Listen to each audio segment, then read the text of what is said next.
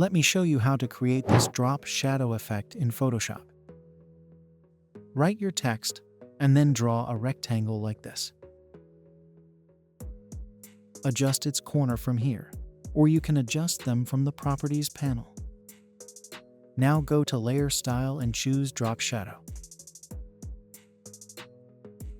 Follow these settings.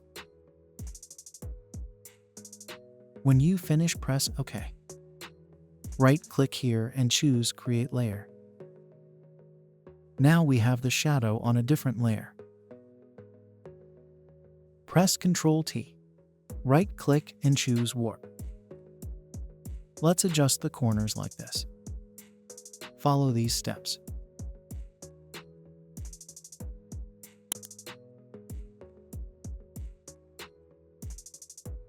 When you finish, press Enter.